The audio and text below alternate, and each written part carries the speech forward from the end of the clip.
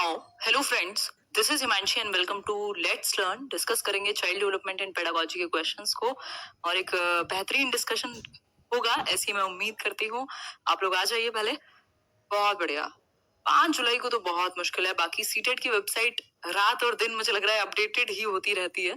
पिछले 2-3 दिनों में कभी कुछ कर रहे हैं, कभी कुछ चेंजेस कर रहे हैं, है ना। कभी नीचे से एक वो हटा रहे हैं। आज पेपर दूसरा भी अपलोड हुआ है, तीसरा भी अपलोड हुआ है ना। तो चीजें तो एक्टिव हैं, बस कोई एक डिसीजन का आई थिंक ये लोग वेट कर रहे हैं। तो देखते हैं वो कब तक होता है और जैसे ही हमें पता लगेगा वैसे ही हम एक्शन लेंगे, है ना। या तो पढ़ाई बढ़ाएंगे या तो नॉर्मल तो चलते ही रहेंगे, क्योंकि थोड़ा थोड़ा पढ़ना तो जरूरी है, नहीं तो जितना पढ़ा है वो भी भूलने की स्थिति में आ जाएंगे। ठीक, तो स्टार्ट करते हैं आज का सेशन। सभी को गुड इवनिंग, नमस्कार, राम राम, सत श्री अकाल, अस्सलाम वालेकुम, whatever you feel connected with. Session पसंद आए तो लाइक, शेयर और सब्सक्राइब कर सकते हैं। जिन्होंने ऑलरेडी कर दिया है उनका धन्यवाद। ये जो पीडीएफ है ये मिल जाएगा आपको टेलीग्राम चैनल पर, जिसका नाम है लेट्स लर्न स्क्वाड। अगर आप सर्च करते हैं वहां ये लिख करके, तो 1,22,000 लोग हम लोग जुड़े हुए हैं वहां। ठीक है जी, बहुत बढ़िया। चलिए फिर स्टार्ट करते हैं। आ जाइए आप लोग, कोई दिक्कत नहीं है। 1 मिनट का समय लेके तब बढ़ेंगे आगे। ये है आपका फर्स्ट क्वेश्चन। क्वेश्चंस थोड़े अच्छे ही होंगे। हाँ, नहीं पक्का और बिना पक्का का तो नहीं पता। पेपर का अभी कोई कुछ कह ही नहीं सकता और होना नहीं चाहिए कायदे में, क्योंकि अगर होगा तो फिर प्रॉब्लम आ जाएगी यार। सेफ्टी का इतना सारा इशू है, इतने सारे लोग हैं, अभी भी वेबसाइट डाउन है, इसका मतलब कुछ ना कुछ चीजें चल रही हैं। चलिए फिर हम क्वेश्चंस करते हैं। ये सब चीजें जब होंगी तो मैं बता ही दूंगी आप लोगों को। बहुत बढ़िया जी। चलिए पहला क्वेश्चन है आपके सामने, ध्यान से पढ़िएगा। अच्छा, कल एक क्वेश्चन था जिसमें हमने डिस्कस किया था, वो 2 ग्लास वाला, और उसमें आंसर था डिसेंटरिंग, मतलब डिसेंटर करने में प्रॉब्लम है बच्चे को। तो आप में से कई लोगों का मैंने बाद में कमेंट पढ़ा कि उसमें रिवर्सिबिलिटी क्यों नहीं हो सकता। रिवर्सिबिलिटी आएगी ही पहले। डिसेंट्रेशन का मतलब है बच्चे ने सिर्फ उसके हाइट वाले पोर्शन पे क्या किया हुआ है, पूरा फोकस किया हुआ है, पूरे तरीके से कंसंट्रेट किया हुआ है, बाकी एस्पेक्ट वो देख नहीं पा रहा। रिवर्सिबिलिटी का जब क्वेश्चन पूछता है तो जनरली आपसे इस तरीके से छेड़ेगा कि फॉर्म चेंज होने की बात, पानी बर्फ बन सकता है, बर्फ पानी बन सकती है, या फिर अगर वो डिसेंटरिंग नहीं होता तब हम एक बार को चले जाते, क्योंकि डिसेंट्रेशन बहुत जरूरी है, अलग अलग एस्पेक्ट से देखना बहुत जरूरी है। रिवर्सिबिलिटी भी तभी हो पाएगी। तो आंसर जो था उसका वो डी था। ठीक, मतलब डिसेंटरिंग। तो उसमें कंफ्यूज ना हो अगर आपको रिवर्सिबिलिटी मिला है इधर उधर तो। ठीक है, क्वेश्चन देख लीजिए एक बार। Which of the following implications, और किसी ने डिसलेक्सिया और डिस्प्लेक्सिया में अंतर पूछा था, वो भी मैं लास्ट में बताना भूल गई थी, तो आज बता दूंगी, याद दिला दीजिएगा। Which one of the following implications can not be derived from Piaget's theory of cognitive development। पियाजे का संज्ञानात्मक विकास का जो सिद्धांत है, उससे कौन सी एक बात को आप साबित नहीं कर सकते, या पियाजे किस एक बात को सही नहीं मानेंगे इन 4 ऑप्शंस में से? बताएं एक बार। हाँ, वो अलग ही होंगे शरण जी, क्योंकि कौन क्या कराता है पता नहीं, बट मैं वेरीफाई कराती हूँ। एटलीस्ट सीडीपी में तो अब हम इस लेवल पे हैं कि टच करना थोड़ा सा मुश्किल है। देखिए एक बार, क्वेश्चन नंबर ए है sensitivity to children's readiness to learn, क्योंकि वो किताबों वाले आंसर्स नहीं मैं कराती हूँ आपको, अगर कहीं प्रॉब्लम है तो। ठीक है, तो उसमें टाइम लगता है। Sensitivity to children's readiness to learn मतलब बच्चों की रेडीनेस टू लर्न, मतलब बच्चे उस स्टेज पे हो, मैच्योर हो उतने कि वो सीख पाए, इस चीज के प्रति आप संवेदनशील हो, उनको तब सिखाएं। बात बिल्कुल ठीक है, क्योंकि स्टेजेस में सीखने की बात प्याजे करते हैं। बिना मैच्योरिटी के आप नहीं सिखा सकते, यानी एक एज का होना जरूरी है ना। आप 2 साल के बच्चे को प्याजे नहीं पढ़ा सकते, मतलब आपको सेंसिटिव होना पड़ेगा उसकी रेडीनेस टू लर्न के लिए, कि वो तैयार भी है अभी सीखने के लिए या नहीं। ठीक, तो ये तो आंसर होगा नहीं, क्योंकि कैन नॉट पूछा है, और नॉट पूछेगा तो एकदम 3 इडियट वाले कान हम खड़े कर लेंगे। दूसरा ऑप्शन है एक्सेप्टेंस ऑफ इंडिविजुअल डिफरेंसेस, व्यक्तिगत विभिन्नताओं का एक्सेप्टेंस, बिल्कुल इस बात को प्याजे मान लेंगे, तो इसलिए आंसर ये भी नहीं होगा। डिस्कवरी लर्निंग, वो बात करते हैं एक्टिविटी से, यानी बच्चा क्या है, सक्रिय निर्माता है नॉलेज का, यानी एक्टिविटी करके सीख सकता है, ये बात भी गलत हो गई। सिर्फ बचा क्या हमारे पास, एक ही चीज बची है हमारे पास, उसको हम कह सकते हैं नीड फॉर या नीड ऑफ वर्बल टीचिंग, मतलब मौखिक शिक्षण। आप वर्बली एक एक चीज बताएं बच्चे को, उस चीज पे प्याजे जो है बहुत ज्यादा इंपॉर्टेंस नहीं देंगे। वो डिस्कवरी लर्निंग को, इंडिविजुअल डिफरेंसेस को, या बच्चे की खुद की एक्टिविटी को बहुत ज्यादा, उसका जो एक्सपीरियंस है उसको ज्यादा इंपॉर्टेंस देंगे, बजाय कि वर्बल टीचिंग के, कि आप वर्बली उसको ट्यूशन दे करके पढ़ाएं। ठीक है बात, तो आंसर जो है वो डी होगा यहाँ। क्लियर है ये बात। क्वेश्चन नंबर 2 है आपका, all of the following are part of Piaget's concrete operational stage except. ध्यान से पढ़िएगा, एक्सेप्ट लिखा हुआ है, ठीक, एक्सेप्ट। बात हुई थी मेरी और आपकी कल, और रोज होगी लगभग पेपर तक, कि नॉट लिखा हो, एक्सेप्ट लिखा हो, लीस्ट लिखा हो, बहुत ही ध्यान से ऐसे कान खड़े करके और तब आंसर करना है, नहीं तो गलत हो जाएगा। पहला है रिवर्सिबिलिटी यानी पलटावी, इंडक्टिव रीजनिंग यानी कि आगमन तक, स्पेशल थिंकिंग यानी स्थानिक चिंतन या दैशिक चिंतन भी कह सकते हैं, लैक ऑफ कंजर्वेशन यानी संरक्षण का अभाव। अभी कोई कंफर्म नहीं है सीटेट, फटाफट से बताइए। देखिए क्वेश्चन फिर से ठीक से पढ़िए। All of the following are part of Piaget's concrete operational stage. याद करिए थोड़ा सा, SPCF 4 स्टेजेस हैं प्याजे की, है ना, sensory motor, pre operational, concrete operational and formal operational. जो ये कॉन्क्रीट ऑपरेशनल है 7 से 11 वर्ष, इसकी कौन सी एक चीज नहीं होगी इसमें, एक्सेप्ट लिखा है देखिए। All of the following are part of Piaget's concrete operational stage except, सभी हिस्सा हैं प्याजे के मूर्त संक्रियात्मक अवस्था के सिवाय, किसको छोड़ के? रिवर्सिबिलिटी तो आ जाती है भाई, बच्चे में रिवर्सिबिलिटी आ जाती है, कंजर्वेशन आ गया, रिवर्सिबिलिटी आ ही गई होगी, ठीक। इंडक्टिव रीजनिंग मैंने आपको बताया हुआ है, कॉन्क्रीट ऑपरेशनल में आ जाता है लॉजिक, कॉन्क्रीट चीजों को लेकर के, और नोन टू अननोन आप ले जा सकते हैं बच्चे को। इंडक्टिव रीजनिंग जो आज उधर जुड़े हुए थे केवीएस के बैच में, आज ही समझा था बिल्कुल। और स्पेशल थिंकिंग, स्पेशल थिंकिंग होता है कि आप बच्चे को मतलब वो स्पेस से रिलेटेड चीजें जान सके। स्पेस मतलब वो वाला स्पेस नहीं, हालांकि उसके भी चैप्टर्स आप देख रहे हैं एनसीईआरटी में दिए हुए हैं, अगर आप 3rd 4th की बुक भी उठा करके देख रहे हैं तो 5th तक। इसके अलावा वो थोड़ा दिशाओं का ज्ञान या मैप की आप उसको थोड़ी सी अंडरस्टैंडिंग दे सकते हैं, शेप एंड फिगर्स जो है उनके बारे में आप समझा सकते हैं। इस एज में बिल्कुल ठीक है ये बात, ठीक, क्लियर है बात। 4th 5वीं का बच्चा होगा। लैक ऑफ कंजर्वेशन, ये तो मामला खराब हो जाएगा। लैक ऑफ कंजर्वेशन नहीं हो सकता, क्योंकि कंजर्वेशन को अचीव कर लेता है बच्चा इस स्टेज में। वो ये समझने लगेगा चाहे अगर 200 ml है तो 200 ml ही रहेगा, चाहे पतले ग्लास में डालो चाहे आप चौड़े में डाल दो, यानी साइज और शेप के चेंज होने पे वॉल्यूम चेंज नहीं होता। ये तो CCS तो आ जाता है ना इसमें, कंजर्वेशन, क्लासिफिकेशन और सीरिएशन, जो असेंडिंग डिसेंडिंग ऑर्डर में जो लगाते थे ना बड़े और छोटे के अनुसार, या फिर विभाजित करना कैटेगरीज में, वर्गीकृत करना, और आपका संरक्षण, कंजर्वेशन। मतलब अब वो इस चीज पे नहीं कंफ्यूज होगा कि आप उसको 10 का नोट देंगे और एक एक के 5 सिक्के देंगे, तो अब वो एक एक के 5 सिक्के नहीं लेगा कि वो 5 हैं, अब वो 10 का नोट लेगा। क्यों? क्योंकि उसे पता है उसकी वैल्यू ज्यादा है, ठीक। तो ये छोटी छोटी चीजें हैं। धन्यवाद आकाश, आपको टीचिंग स्टाइल पसंद आई और आपके कंट्रीब्यूशन के लिए भी। आगे बढ़ते हैं क्वेश्चन नंबर 3 पर। क्वेश्चन नंबर 3 क्या है, एक बार थोड़ा सा ध्यान से पढ़िएगा। बहुत बढ़िया। क्वेश्चन नंबर 3 है, which of the following statements is true regarding the role of heredity and environment. True लिखा है, ट्रू, कौन सी बात सही है हेरिडिटी और एनवायरमेंट के रोल के बारे में? एक बार पढ़ के आंसर कीजिए। पहला है, the role of environment is almost fixed whereas the impact heredity can be altered. मतलब एनवायरमेंट का रोल जो है वो फिक्स है, उसको कोई भी बदल नहीं सकता, और हेरिडिटी जो है वो ऑल्टर की जा सकती है। ऐसा होता तो मैं अपनी हाइट तो बढ़वा ही लेती जाकर के कहीं ना कहीं, है ना, मतलब मैंने कहा थोड़ा सा जीन्स में चेंज कर दो, थोड़ा हाइट बड़ी कर दो, वो वाले जीन्स चाहिए, है ना, हो नहीं पाता। फिर है, the theories based on the behaviourism are largely based on the role of nature in human development. जो थियरीज हैं बिहेवियरिज्म पर बेस्ड, वो नेचर की बात करते हैं, यानी व्यवहारवादी हेरिडिटी की बात करते हैं। देखो नेचर और नर्चर का यहाँ मतलब है, नेचर मतलब हेरिडिटी और नर्चर मतलब एनवायरमेंट। शायद आप देख नहीं पा रहे होंगे। अब देखते हैं C option, the relative effects of heredity and environment vary in different areas of development, यानी कि जो प्रभाव है आनुवंशिकता और पर्यावरण का, वो अलग अलग विकास के क्षेत्रों में अलग होता है। फिर है D option, the policy of compensatory discrimination of the government of India.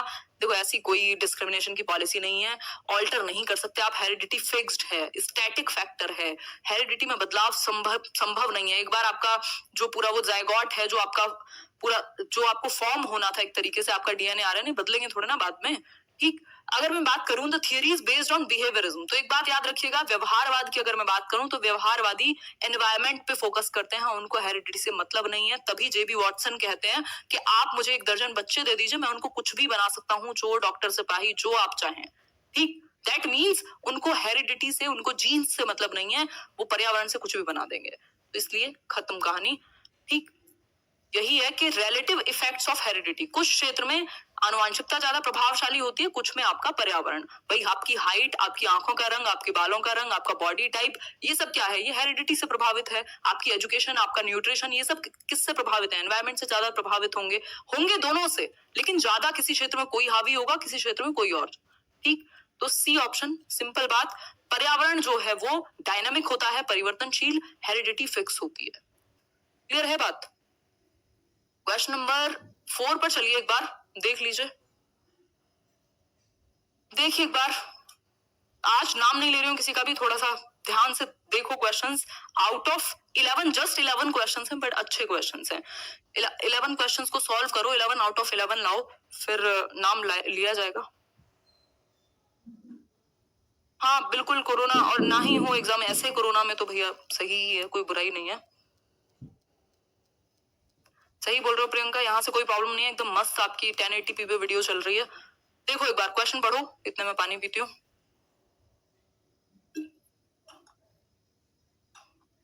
धन्यवाद हेमंत। देखो पेपर तो होगा आज नहीं तो कल, तैयारी धीरे करो, ज्यादा करो, कम करो, बट करते रहो। देखो एक बार, which of the following is a characteristic of Kohlberg's stages of moral development? Kohlberg के नैतिक विकास की बात करें अगर, तो कौन सी एक विशेषता होगी, कौन सा एक फीचर होगा? अभी कोहलबर्ग को पढ़ाया हमने 2 4 6 एक हफ्ते पहले, प्याजे, कोहलबर्ग और वाइगॉस्की तीनों की थियरी की थी बिल्कुल यही यूट्यूब पर। ठीक, पहला ऑप्शन है वेरिएबल सीक्वेंस ऑफ स्टेजेस, मतलब स्टेजेस बदलती रहती हैं। कोई भी जो स्टेजेस देता है वो बदलने के लिए नहीं देता, वो फिक्स होती हैं। भाई प्याजे की स्टेजेस आप बदल दोगे कि 2 से 6 नहीं है तो 2 से 8 वर्ष होगा, पॉसिबल नहीं है। ठीक, तो जो स्टेजेस हैं वो फिक्स होती हैं हमेशा, बनाई इसलिए जाती है, नहीं तो वाइगॉस्की की तरह कह देंगे कि एज मैटर नहीं करती। फिर है स्टेजेस आर आइसोलेटेड रिस्पॉन्सेस होगा एंड नॉट जनरल पैटर्न। सभी के लिए सामान्य नहीं होती स्टेजेस, पूरी दुनिया के लिए सामान्य होंगी। अगर स्टेजेस का मतलब ही ये है, ऐसा थोड़ी कि अपने बच्चों के लिए बना ली होंगी और बाहर वालों के लिए अलग होंगी, पॉसिबल नहीं है ना। प्याजे के बच्चों के लिए 4 स्टेजेस हैं, आपके लिए ना हो, कैसा लगेगा? फिर है universal sequences of stages across all cultures. सभी संस्कृतियों में जो स्टेजेस हैं वो सामान्य हैं, यूनिवर्सल हैं, सार्वभौमिक हैं, एक जैसी रहती हैं। सुंदर सी लग रही है बात तो। फिर भी देख लेते हैं fourth option, stages proceed in a non hierarchic manner. Non hierarchic manner मतलब बढ़ते हुए क्रम में। स्टेजेस तो बढ़ते हुए क्रम में ही होती हैं, ऐसा थोड़ी होता है कि आप डिग्रेड हो रहे होंगे। भाई मॉरलिटी जो है वो आपकी हर स्टेज में कुछ बेहतर हो रही है, जितना आपका संज्ञान कॉग्निटिव मैच्योरिटी बेहतर हो रही है, उतना आपके मॉरलिटी वाले डिसीजंस बेहतर हो रहे हैं, ऐसा कह सकते हैं। मतलब ये हायरार्किकल है। तो आप देख रहे हैं हाईएस्ट स्टेज में सबसे ज्यादा कॉम्प्लेक्स है आपका, दैट मीन्स ये हायरार्की में ऊपर बढ़ती हुई जा रही है। जो स्टेजेस हैं उनका लेवल बढ़ता है ना हर स्टेज में, दैट मीन्स हायरार्किक है। तो नॉन हायरार्किक कहा है तो सही नहीं है।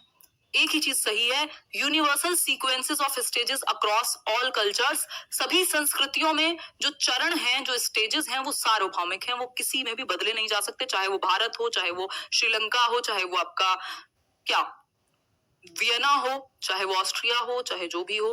ठीक, आगे बढ़ते हैं। क्वेश्चन नंबर 5 है, ध्यान से देखिए एक बार, ध्यान से देखिए इस क्वेश्चन को। Teachers and students draw on one another's expertise while working on complex projects related to real world problems in dash classrooms। मतलब कि अगर हम बात करें तो विद्यार्थी और छात्र जो हैं वास्तविक दुनिया की जटिल समस्याओं को एक दूसरे के, जहां जिसको ज्यादा विशेषज्ञता प्राप्त है, जो ज्यादा उस क्षेत्र में अच्छा है, क्योंकि ऐसा हो सकता है कुछ विद्यार्थी ऐसे अनुभव लेकर के आते हो कि कुछ क्षेत्र में वो ज्यादा अच्छा बता सकें, कहीं पर डिस्कस करना हो तो टीचर को। तो मतलब टीचर और विद्यार्थी दोनों मिलकर के कोई एक रियल वर्ल्ड की प्रॉब्लम सॉल्व कर रहे हैं, तो ये कैसा क्लासरूम होगा? ट्रेडिशनल क्लासरूम है, पारंपरिक, वो तो डंडे वाला होता है ना, तो हट गया। कंस्ट्रक्टिविस्ट यानी रचनावादी। टीचर सेंट्रिक जी नहीं, जहां दोनों इन्वॉल्व हैं वो टीचर सेंट्रिक नहीं होगा, वो चाइल्ड सेंट्रिक है। फिर सोशल कंस्ट्रक्टिविस्ट, बी और डी में से आप कंफ्यूज होंगे, फटाफट से आंसर कीजिए, 1 नंबर के लिए पूरा क्वेश्चन है। और लाइक शेयर ना किया हो तो कर लीजिएगा, क्योंकि मुझे यहाँ 2900 लाइक दिख रहे हैं और 5500 लोग लाइव हैं, बड़ी नाइंसाफी है। बताइए एक बार, बहुत बढ़िया अपर्णा, क्या कह दिए हो? ठीक बात है Saurabh Tiwari. D, social constructivist classroom है, सामाजिक रचनावादी कह सकते हैं, क्योंकि रियल वर्ल्ड प्रॉब्लम्स साथ में सामाजिक अनुभव के साथ मिलकर के आप सब सॉल्व कर रहे हैं। ठीक, तो ये सोशल कंस्ट्रक्टिविज्म हुआ वाइगोस्की वाला। आगे बढ़ेंगे। Which of the following is a positive agency of socialization? What the hell?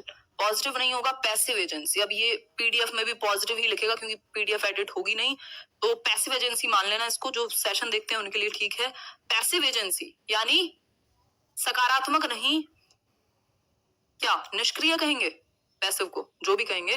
ठीक, तो पैसिव एजेंसी है किसकी? सामाजिकरण की। दो प्रकार की एजेंसी होती है, एक होती है एक्टिव एजेंसीज ऑफ सोशलाइजेशन और दूसरी होती है पैसिव एजेंसीज ऑफ सोशलाइजेशन, सामाजिकरण। सामाजिकरण क्या है? समाज के कुछ तौर तरीके, नियम, कायदे, कानून होते हैं जिनको आप अडेप्ट करते हैं, जिन नॉर्म्स को, जिन वैल्यूज को, जिन रूल्स को आप जिस प्रोसेस में, उसको, उस प्रोसेस को सामाजिकरण कहते हैं। तो एक्टिव जो है हेल्थ क्लब होगा कि नहीं, फैमिली, इको क्लब या पब्लिक लाइब्रेरी? फटाफट से आंसर करो, कोई बात नहीं विकास। ठीक है, थैंक यू विपिन। आंसर कीजिए। इको क्लब नहीं होगा। इको क्लब में बच्चों को देखते नहीं हो स्कूल में दौड़ाते रहते हैं इधर से उधर कि ये वो ग्रीन वाला जो होता है जिसमें पूरा वो प्लांट और वो सारा करते हैं, तो इको क्लब में बच्चे एक्टिवली पार्टिसिपेट करते हैं। ठीक, फैमिली ऑब्वियसली, हेल्थ क्लब बिल्कुल कह सकते हैं क्योंकि क्लब का मतलब है जहां सारे मेंबर्स इन्वॉल्व हों। अगर मैं बात करूं पब्लिक लाइब्रेरी की, तो पब्लिक लाइब्रेरी है सार्वजनिक पुस्तकालय। वहां आप जाते हैं, आपने एक बुक निकाली अपनी अलमारी से, जो भी आपने वहां एक कॉर्नर बनाया हुआ है या अपनी लेकर के गए, चुपचाप टेप लगा करके और बैठ गए और पढ़ रहे हो। मतलब वहां का एक तौर तरीके, नियम, कायदे, कानून वहां भी है, एक सामाजिकरण वहां भी है, समाज वहां भी है, वहां भी लोग पढ़ रहे होंगे, लेकिन वहां का जो रूल और पूरा रेगुलेशन है वो आप इनडायरेक्टली ग्रहण कर रहे हैं, जरूरी नहीं आप डायरेक्टली बात कर रहे हैं वहां सबसे। ठीक, तो ये होगा पैसिव सोशलाइजेशन, पब्लिक लाइब्रेरी। आगे बढ़ेंगे। अच्छा, एक और क्वेश्चन यहां से बड़ा पूछा जाता है, बड़ा फेमस है कि प्राइमरी सोशलाइजेशन यानी प्राथमिक और दूसरा गॉड यानी सेकेंडरी सोशलाइजेशन। प्राथमिक में हमेशा याद रखना फैमिली जहां आ जाए, जिस ऑप्शन में परिवार है वो प्राथमिक है, और सेकेंडरी में स्कूल। ये दो याद रख लोगे तो क्वेश्चन गलत नहीं होगा। स्कूल कभी भी प्राइमरी नहीं हो सकता और परिवार कभी भी सेकेंडरी नहीं हो सकता। सिंपल है, कुछ आपको एक्स्ट्रा नहीं याद रखना प्राइमरी और सेकेंडरी सोशलाइजेशन के लिए। क्लियर है बात? ये पूरे चैप्टर्स मैंने एक एक कराया हुआ है, जिन्होंने ना देखा हो यहाँ प्लेलिस्ट में चले जाना, नीचे वीडियो में डिस्क्रिप्शन में भी होगा। चाइल्ड डेवलपमेंट इन पेडागोजी के कंप्लीट कोर्सेज बनाए हुए हैं यहीं यूट्यूब पर ही। ह्यूमन डेवलपमेंट इज, मानव विकास क्या है? क्वांटिटेटिव है यानी मात्रात्मक है, क्वालिटेटिव यानी गुणात्मक है, immeasurable to a certain extent, एक निश्चित सीमा तक आप इसको मेजर नहीं कर सकते, या फिर बोथ क्वांटिटेटिव एंड क्वालिटेटिव है, मात्रात्मक और गुणात्मक दोनों है। बताइए एक बार।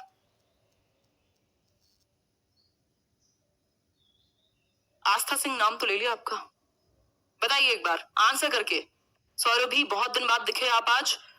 दोनों, बोथ है, बोथ क्वांटिटेटिव एंड क्वालिटेटिव, क्योंकि जो डेवलपमेंट है उसमें ग्रोथ अपने आप ही शामिल है। ठीक, सिंपल बात। आगे बढ़ेंगे। Which one of the following is a factor that affects learning positively? सकारात्मक रूप से अधिगम को प्रभावित करने वाला कारक। पहला ऑप्शन है फियर ऑफ फेलियर, यानी असफलता का डर। ये सकारात्मक है क्या? एंजाइटी, डिप्रेशन, सुसाइड्स कितनी ज्यादा स्टूडेंट्स में कॉमन है, यही है वो कहानी, फियर ऑफ फेलियर। तो ये तो पॉजिटिव नहीं हो सकता। Competition with peers, competition with peers मतलब जो कि बहुत ही कॉमन है कि भाई शर्मा जी के बेटे के इतने आए, बेटी के इतने आए, तुम्हारे भी इतने आने चाहिए, और आप भी खुद लगे पड़े हैं कि देखो मैं तो उससे कितना अच्छा हूं, है ना। फिर मीनिंगफुल एसोसिएशन या प्रेशर फ्रॉम पेरेंट्स, ये तो आप बहुत अच्छे से जानते हैं कि लर्निंग जो है वो ये कभी भी, अगर आपको लंबी रेस का घोड़ा बनना है तो आप इन तीनों के साथ नहीं जा सकते, ये आपको बहुत लंबी दूर तक नहीं लेकर के जाएंगे। ठीक, अगर कर भी रहे हैं अगर आपको ये प्रभावित, तब भी पहली बात तो ये नेगेटिव है, और थोड़ा बहुत अगर आप मोटिवेट हो भी गए इन बातों से तो ये लंबी रेस में नहीं जाएंगे, आप एक टाइम पे फ्रस्ट्रेट हो जाएंगे क्योंकि दुनिया बहुत बड़ी है। तो सी ऑप्शन है मीनिंगफुल एसोसिएशन, यानी सार्थक सहचर्य। कैसे मीनिंगफुल एसोसिएशन? कैसे आप जो भी सीख रहे हैं उसको अर्थपूर्ण तरीके से जोड़ें जीवन से, रियल लाइफ से। जब हम ये क्वेश्चंस करते हैं, हम जस्ट क्वेश्चंस नहीं करते, हम समझते हैं कि हम रियल लाइफ में कैसे अप्लाई करेंगे थियोरीज को। एग्जांपल्स भी वैसे ही होते हैं, मतलब आप मीनिंगफुली जोड़ पाए। जब आप सीख रहे हैं तो अर्थपूर्ण ढंग से सीखें, ऐसा कंस्ट्रक्टिविज्म भी कहता है, यानी रचनावाद। ठीक है, किसी एक सेशन में की पॉइंट्स करेंगे पेडागोजी के, जो की टर्म्स होते हैं, उसमें ये चीजें बड़ी काम आएंगी, डिस्कस करेंगे। अभी पेपर का फाइनल हो जाने दीजिए, ये बिल्कुल पेपर से पहले वाली चीज है, बिल्कुल जब डिस्कस करेंगे। क्वेश्चन नंबर 9 है, which term is often interchangeably used with the term motivation. Motivation के साथ कौन सा एक टर्म है जिसको इंटरचेंजेबली, परस्पर, मतलब उसकी जगह पर कई बार यूज कर लेते हैं, मोटिवेशन की जगह पर या साथ में? बताइए एक बार। थैंक यू महिबुल इस्लाम, आंसर कीजिए। इंसेंटिव, इमोशन, नीड, इंस्पिरेशन, क्या? नीड। गुंजन कह रही हैं, ठीक है जी, लॉक कर दिया। गुंजन, बात ठीक है आपकी। जो नीड है, बोला जाता है ना, आवश्यकता ही आविष्कार की जननी है, यानी need is the mother of all inventions. यानी आपको आवश्यकता है, जो कि हमारे यहाँ तो बहुत ही कॉमन है, एटलीस्ट पढ़ने वाली उसमें, है ना, क्योंकि हम एंटरटेनमेंट नहीं कर रहे होते। तो क्या होता है कि जब एग्जाम होता है तब तो हम जग जाते हैं, बाकी हम सोते रहते हैं, है ना, फिर एग्जाम के टाइम पे ढूंढते हैं लेट्स लर्न। ठीक, तो खैर ये मजाक की बात है। नीड यानी आवश्यकता जब होती है, हमें कोई एग्जाम क्लियर करना है, कुछ और है, मतलब नीड से मोटिवेशन आती है। नीड जो हमने साइकिल में भी समझा था मोटिवेशन की, NDA, नीड, ड्राइव, अराउजल, और फिर गार, गोल directed behaviour, achievement of goal और रिडक्शन इन अराउजल। तो ये 6 स्टेजेस हैं किसमें? मोटिवेशन की साइकिल में। क्लियर हो गई बात यहां तक की? Okay, your voice is so sweet. आपका तो नाम भी नहीं रखा, फिर भी नाम लेने के लिए कह रहे हो, ये भी कोई नाम है? क्वेश्चन नंबर 10 है आज के लिए, second last question. Theory of social learning emphasizes on which of the following factors? मतलब सोशल लर्निंग, एक क्वेश्चन जरूर आता है आपका सोशल लर्निंग से। सामाजिक अधिगम, सामाजिक अधिगम जल्दी से नाम बताओ किसने दिया था? सीटेट में आता है क्वेश्चन फॉर श्योर। ना ना मुन्ना ना, यहाँ जो आंसर है वो एल्बर्ट बेंड्यूरा है। ठीक है, बेंड्यूरा ने दिया है सामाजिक लर्निंग। मतलब क्या? सामाजिक अधिगम, जो इमिटेशन की वो बात करते हैं, अनुकरण करके सीखता है बच्चा। मैंने कबीर सिंह का कल एग्जाम्पल भी दिया था। ऑब्जर्व करके सीखता है, बोबो डॉल एक्सपेरिमेंट की बात की थी, वाइकेरियस लर्निंग की बात की थी। मतलब सामाजिक अधिगम किस चीज पे फोकस करेगा? नेचर मतलब होता है हेरिडिटी। जहां भी आपको साइकोलॉजी में नेचर दिखे ज्यादातर केसेस में, तो हेरिडिटी। नर्चर मतलब एनवायरमेंट, पर्यावरण। ठीक, क्या होगा? ए, गलत कर रहे हो। सी, कुछ भी, तुक्का। प्याजे थोड़ी ना जो अडेप्टेशन की बात करेंगे, तुक्का मत लगाओ। देखो एक बार, देखते हैं। देखो, सोशल लर्निंग का तो मतलब ही हुआ ना, समाज से सीख रहे हो आप। जो आप ऑब्जर्व कर रहे हो समाज में, उसको देखकर इमिटेट कर रहे हो, अटेंशन जा रही है आपकी, रिटेंशन हो रहा है, फिर आप रिप्रोडक्शन कर रहे हो, then reinforcement. That means nurture, environment से आप सीखते हो। आप जिस तरीके के गाने सुन रहे हो, जिस तरीके की मूवीज देख रहे हो, आपका बच्चा जिन लोगों के साथ रहता है, प्रभाव पड़ता है उस चीज का। दैट मींस समाज से हम सीखते हैं, और देख करके सीख सकते हैं हम, ऐसा बेंड्यूरा कहते हैं। तभी तो हमने 18+ का टैग लगाया हुआ है ना कुछ मूवीज पे, कि भाई 18 साल से बड़े लोगों के लिए है। क्यों? क्योंकि आपके दिमाग पर प्रभाव पड़ता है, जो आप देखते हैं, ऑब्जर्व करते हैं, सीखते हैं, जिस सोसाइटी में, जिस समाज में आप रहते हैं। ठीक है, धन्यवाद प्रिया। तो आंसर बी होगा, नर्चर पर बेस्ड है ये, एनवायरमेंट पर, ना कि नेचर पर। नेचर पर कौन बेस्ड है? प्याजे मान जाएंगे नेचर को, हालांकि एनवायरमेंट को भी उन्होंने इंपॉर्टेंस दिया है, बट वो जेनेटिक एपिस्टेमोलॉजी की बात करते हैं। ठीक है, उन्होंने एक्टिविटी को भी बहुत ज्यादा इंपॉर्टेंस दी है। क्वेश्चन नंबर 11 है, learners can not learn unless. भाई जो अधिगम करता है वो नहीं सीख सकता until and unless, कब तक? लास्ट क्वेश्चन है आज के लिए, धन्यवाद बंटी यादव। लास्ट क्वेश्चन है आज के लिए, they are taught according to the needs of social aims of education. मतलब तब तक नहीं सीख सकते जब तक आप उनको सामाजिक आवश्यकताओं के लिए जागृत ना करें। सबको अपनी पड़ी है, समाज की तो बाद में ही सोच रहे हैं सभी। फिर है, they know that the material being taught will be tested in near future. Tested लिख दिया, ये तो गलत हो गया। ठीक, फिर इसके बाद they are prepared to learn, जब वो सीखने के लिए तैयार हो, या फिर they are asked about their learning in schools by their parents at home on a daily basis. What do you say? Last question है, आंसर कर दीजिए। इतनी हिंदी ट्रांसलेशन सही करा दो मैम। जतिन कह रहे हैं, जतिन करा देंगे यार, अभी कोई ट्रांसलेटर को रखा नहीं हुआ है, ये मैं बहुत जुगाड़ के तरीके से इसको करती हूँ, बहुत तेजी से, और किसी किसी क्वेश्चन में देख भी लेती हूँ, किसी किसी क्वेश्चन नहीं देख पाती हूँ। कराएंगे, लेकिन करा देंगे, अगले 10-15 दिन में चीजें ठीक हो जाएंगी। हिंदी में तो मैं ट्रांसलेट करती हूँ ना, उस पर भरोसा कर लिया करो थोड़ा। They are prepared to learn. देखो ये प्याजे भी मानते हैं, ये आपके थॉर्नडाइक का भी लॉ है। प्याजे का जो है वो डिफरेंट है, वो मैच्योरिटी की बात करेंगे तब आप तैयार होंगे सीखने के लिए, और थॉर्नडाइक कहेंगे भैया जब तक जो एनवायरमेंट है वो आपने वैसा नहीं बनाया जहां बच्चा रेडी हो सीखने के लिए, तैयार हो, तत्पर हो, तब तक आप कुछ भी कर लीजिए, बच्चे नहीं सीखेंगे। मतलब आप क्लास में बिठा तो सकते हैं किसी को जबरदस्ती, बट अगर वो तैयार नहीं है मेंटली, फिजिकली, हर तरीके से, तो नहीं सीखेगा। ठीक, धन्यवाद मीनू। तो आंसर क्या होगा इसका? सी। जब तक वे सीखने के लिए तैयार ना हो तब तक नहीं सीख सकते। सिंपल बात। आउट ऑफ 11, हाँ सुमन जी आ जाएगा अगले 10 दिन में, काम चल रहा है अब पर, दोबारा से काम चल रहा है अभी, क्योंकि आप लोग हैं इतने सारे, क्योंकि मुझे पता है वो सर्वर क्रैश कर जाएगा अगर उस पे अच्छे से काम नहीं हुआ तो। आउट ऑफ 11 कितने क्वेश्चंस आपके सही हुए वो आप बता के जाइएगा। और एक चीज मैं एक्सप्लेन कर देती हूँ, डिसलेक्सिया, और लाइक शेयर भी करके जाइएगा, शेयर ना भी करें तो लाइक तो जरूर करके जाना है, ठीक है? अरे कुछ भी करके चले जाना यार, मेरा काम है कहने का, मतलब ठीक है, ये मेरा फ्लो बन गया अब याद रहता है बोलने में। ठीक, ये जो है यहाँ आपको ये पीडीएफ मिल जाएगी टेलीग्राम चैनल पर, पीडीएफ डेली अवेलेबल हो जाती है। और एक चीज बतानी थी मुझे, एक तो वो डी सेंटर वाला मैंने क्लियर कर दिया है, उसमें रिवर्सिबिलिटी जहां भी दिया हुआ है, जो भी चैनल पे कोई पढ़ाए या कोई बुक में, वो गलत है, ठीक है? खैर ये मेरा काम नहीं है तो इसलिए मैं बोलती नहीं हूँ, अदरवाइज तो छोड़िए। आपने डिसलेक्सिया और डिस्ग्राफिया और डिस्प्रैक्सिया में किसी ने अंतर पूछा था। देखो अगर मैं बात करूं डिस्ग्राफिया की तो वो लिखने से संबंधित है, डिसलेक्सिया जो है पढ़ने से संबंधित है, डिस्प्रैक्सिया जो है वो आपके मोटर कोऑर्डिनेशन में प्रॉब्लम है, चलने फिरने में भी प्रॉब्लम हो सकती है, पेन पकड़ने में भी प्रॉब्लम हो सकती है, टाई बांधने में भी प्रॉब्लम हो सकती है, बटन लगाने में भी प्रॉब्लम हो सकती है, शू लेसेस बांधने में